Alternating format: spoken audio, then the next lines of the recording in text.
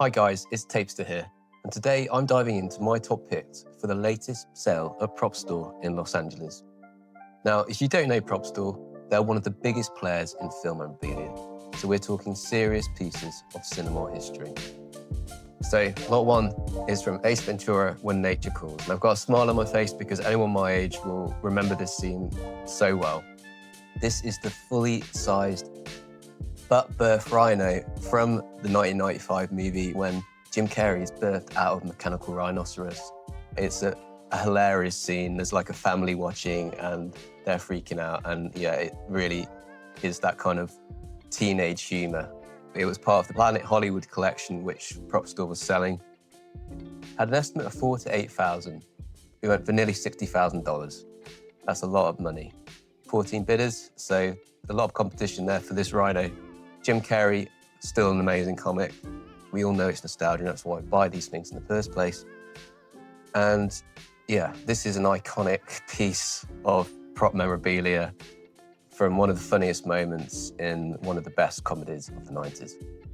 Okay, moving on. It's the Gladiator helmet. This was the helmet worn by Russell Crowe in Gladiator. I was quite surprised by this because it did really well. It went mid-range estimate, so it sold for $189,000. I think that's probably higher than I would have expected, but there's no question that it's a classic film, and I'm sure someone's going to be very happy with it, displaying it on the mantelpiece at home. Moving on to lot three.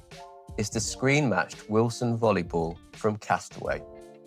And honestly, this must be one of the most emotionally recognizable props in film history. Again, from 2000, it's literally just the volleyball, but in the film it becomes Chuck Nolan's only companion while he's stranded on the island. It basically becomes a character in its own right.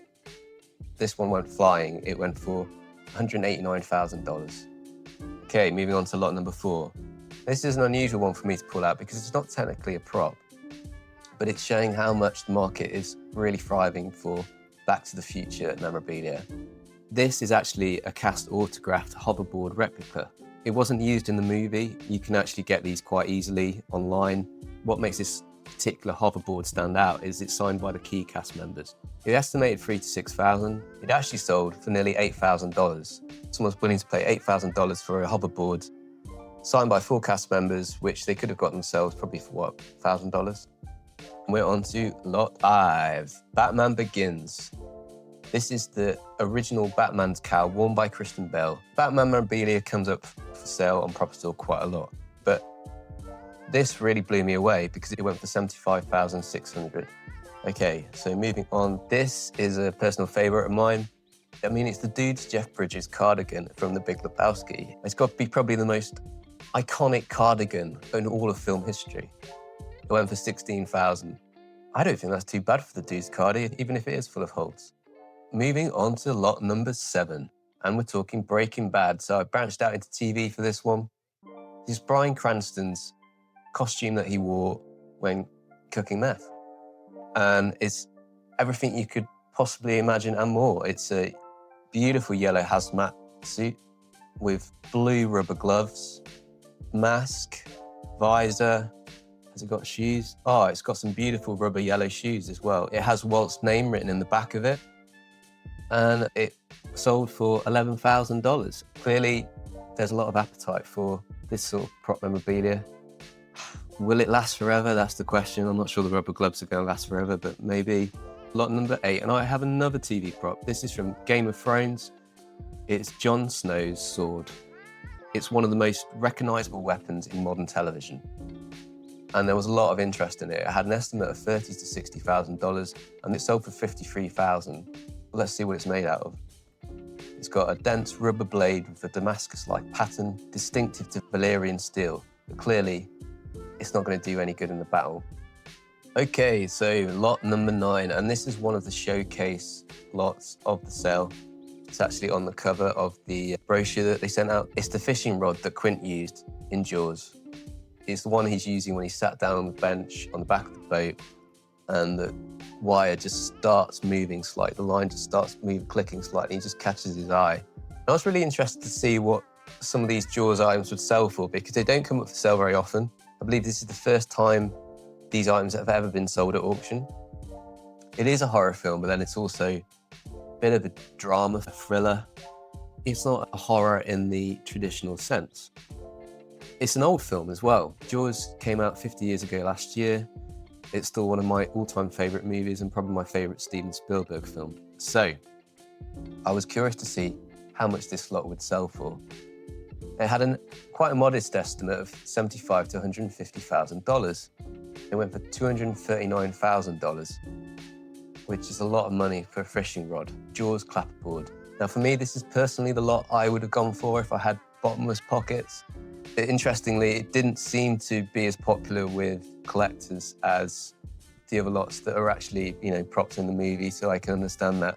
But what I love about this clapperboard is it's got the teeth where the board comes down. And yeah, I think that's great. And as a director myself, working in TV, that's the sort of thing that I would collect. I like collecting behind the scenes bits and bobs. One of the greatest directors of my generation, someone I've looked up to my entire life. That is a lot that I would really like to be able to bid on. It actually sold for $82,000. Let's talk about the screen-matched Harpoon gun used in Jaws. So this is the gun used by Quint when he's firing barrels into the shark. It's one of the highlights of the movie for me. What I love about it is it was actually manufactured in Birmingham, England. It was estimated at $250,000 to $500,000. It sold for $327,000, another iconic piece of Jaws prop memorabilia. So my final lot, I couldn't go without mentioning Star Wars, and it's the Empire Strikes Back C-3PO head. This is the star lot in the sale. There was clearly 3 or 4 people in the room who really wanted it and had the money to pay $1 million for it. And for me, it's actually a really beautiful prop to have on display at home. It's not everyone's favorite character, but C-3PO, a key character in the franchise, one of the most iconic robots in cinema history. Who knows, maybe I'll get it for Christmas. Anyway, that's my top 10, 11 of the Propstore Signature Sale in LA. This is hopefully the first of many videos that I'm going to do for Collectomaniacs. And if you want me to keep doing these, breaking down auctions and pulling out the interesting bits, just say the word. And yeah, please subscribe, click like, and yeah, see you in the next one. Bye.